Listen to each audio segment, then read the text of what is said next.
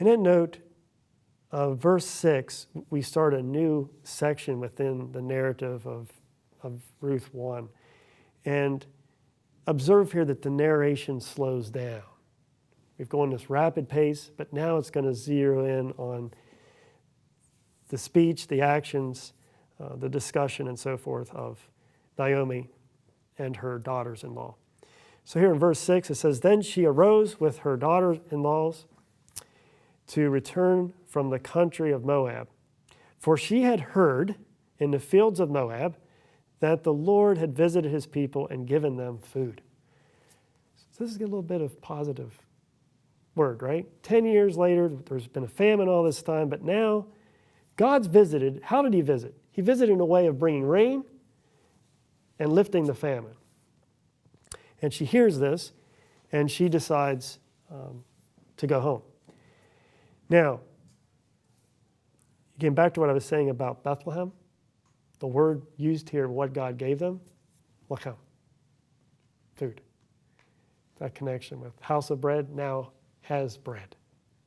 And we're going to look at that as the season of the year in which she returns with the barley harvest and then the wheat harvest.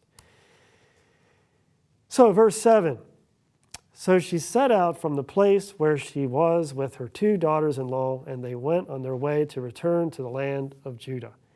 And notice the emphasis here on land. See, returned back from the country, from the fields of Moab to where? They're coming back to the land, the promised land.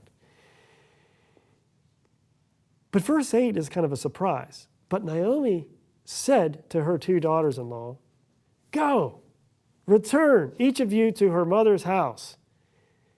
It's like, wait a minute, you're coming with me, but now you're saying, no, go back. Depart from me, go back to your original home, the house where your mother is. And she does pronounce this blessing. "May the Lord," and it's important to note here, God's divine name, his special intimate name is used here. "May Yahweh, may the Lord deal kindly with you as you have dealt with the dead and with me," meaning their husbands. You've been faithful. You've been kind to me. The idea here of deal kindly is that Hebrew word of chesed, faithfulness. You've been faithful. You've been loyal. You've been good to me.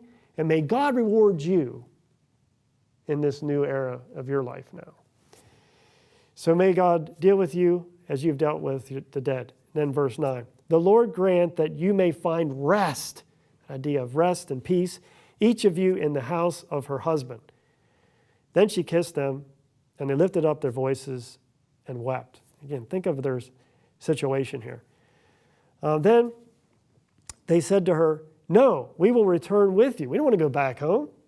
We're with you." You get this idea that they have a good relationship. It's not like maybe sometimes the pejorative relationship between in-laws.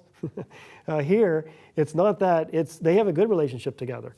And they don't want to go back. They want to go with Naomi. But Naomi says back to them, "No, turn back, my daughters. Why will you go with me? Have I yet sons in my womb that they may become your husbands?" Really stating to the initiate of the need, right? They don't have men. All the men in their life have been taken out. They've all died. And she's looking at, why would you follow me? I don't have anyone to provide for your needs in this way. Have I still yet sons in my womb, that they may become your husbands? Turn back, my daughters, go your way, for I am too old to have a husband. If I should say I have hope, even if I should have a husband this night and I become pregnant, are you going to wait? I mean, were you going to wait for me until they were grown?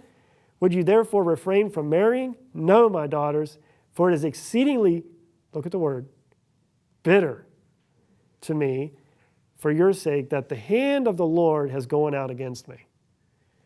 She's looking at her situation that God is what? Against her. Sad situation. As she feels God's abandonment, and not just abandonment, but actually that God is against her. And she's telling her daughters-in-law basically this: I'm a curse. Don't be around me. Bad things happen. Leave. So consider the situation of Naomi as presented in these verses. How does she view her situation? Which I alluded to a little bit here. We get a glimpse of her theology. here, how she's viewing her situation. She's lost her husband, she's lost her sons, and she's in a state of distress, I would say, because of this. But she's looking, maybe I'm going to have some hope going back home. Nevertheless, she's telling her daughters-in-law, don't come with me. And her theology here, her understanding of God in the statement, the hand of Yahweh has gone out against me. Consider, is this a correct interpretation of her situation? Is this a correct understanding of God in this situation? Think about that. Is God really against her? Now again, she has these experiences in her life, and she's reading it through a grid, a worldview, and this is how she's interpreted it. And we're going to see this a little bit more heavily handed here in a bit. Then they lifted up their voices and wept again. Because even though they want to go, she's like, no, don't do that. Go back. So they wept again because they're departing. She's going to go back to her homeland. And the thought is that they're going to return to their homeland. Well, what happens next is Orpah kissed her mother-in-law. But note the disjunctive conjunction here. But Ruth clung to her. This is a powerful image here to think about. Because Orpah, she here functions as a foil for Ruth. It's not that Orpah's a bad person. She's not. She's a good person. She has a good relationship with her mother-in-law. And it's not bad for her to return. But Orpah's function in the narrative here, in her actions, highlight Ruth's great loyalty and her great love that she has for Naomi. Because here, again, Orpah kisses and returns, but Ruth clung to her. And something important to observe here is the idea of clinging. That word, the Hebrew word davak, this word is used of the husband and wife in Genesis. You cling together, grip. And she's embracing Naomi.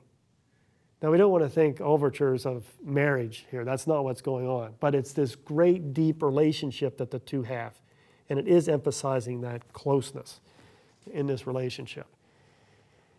And I want to just give you a definition here quick of a foil. A foil is a character that stands in contrast to another character, thereby highlighting one or more of the latter's characteristics or traits to bring that out. And Orpah, again, functions really well to bring that contrast out with Ruth of how much greater her love and loyalty and faithfulness is. But another comment I want to make about clung, to cling. It's really a double entendre here. Another literary feature of double meaning. She is physically clinging on to Naomi. But there's also the other meaning here, if you track through how this word is used throughout the Bible. It's the idea of loyalty, faithfulness. If you cling to somebody, it means you're faithful, you're there. I've got your back, that kind of idea. And so here, I think both of those meanings are being actuated. They're being brought out through how this is described. Ruth clings to her, showing her love and loyalty. But next, this is one of the most powerful things in the book. I mean, there's so many things, but this is really powerful. Then she said, this is Naomi speaking, see, your sister-in-law, she's going back.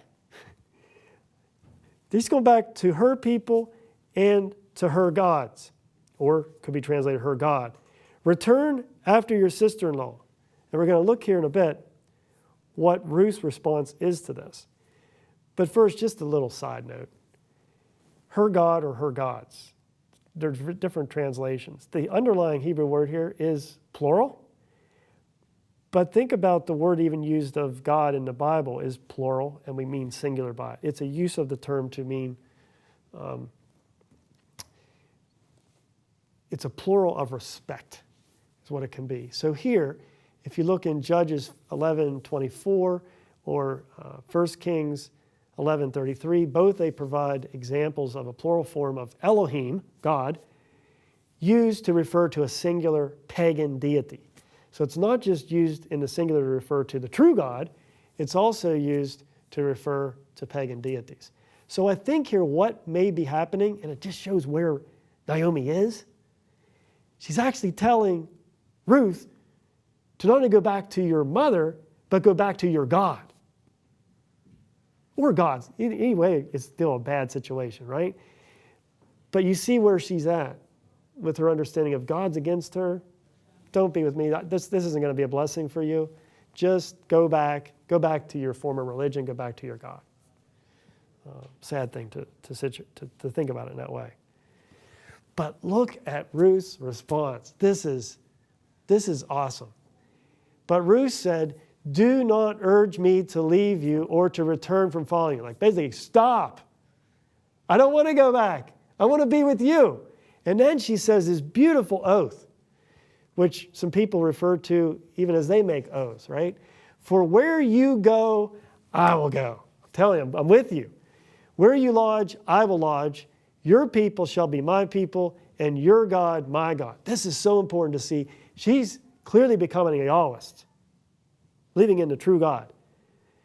"Where you die, I will die, and there I will be buried." But then look at this. Her oath uses the divine name.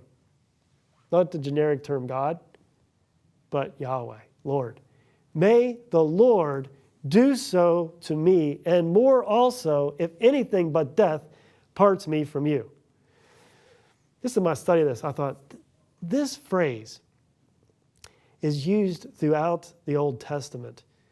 And it's always like intrigued me, puzzled me. Like, it's a strange construction, right? It's like, "May the Lord do so to me and more so." It's like, well, do what? Right? You're missing an object of the verb. You have the indirect object, to me, but what's the object? And as I was researching and studying this, thing is, they looked so much at the power of the word, of the commitment, that they didn't want to vocalize the curse. It was like, this is a bad thing. May God do a very heinous, very evil thing to me if I break my vow. It's that serious. And you see different people doing this. David does this. Saul does this. And they're all using the singular, God. But then it's interesting, Jezebel does this. Whenever she's upset with Elijah, it's like, "May the gods," she says plural, because he's not worshiping Yahweh. "May the gods do so to me, or more so, if by tomorrow I don't make them like one of my prophets." That threat. And then he flees to the Sinai region. But I say all that to point out what is going on here is an oath being made. And it's a commitment. It's a contract. It's, I am going to be with you thick and thin. And this is one of those important things to get out of the book because of that covenant loyalty. Because that's a challenge throughout Israel's history, right? Are they going to remain faithful to God or not? And so here you see this woman, a foreigner, who is committing herself to being faithful, not only to Naomi, which that's awesome. Again, she's clinging to her, and now she's making this oath, "I'm going to stick with you." This is so important to see this. But also, she's committing to God with this. So, this is good. Next. And so Naomi finally gives up. Like, okay, I'm not going to try to persuade you to go back anymore. All right, just come with me. Because she saw that she was determined to go with her, and she said no more. And this ends this section of the return home.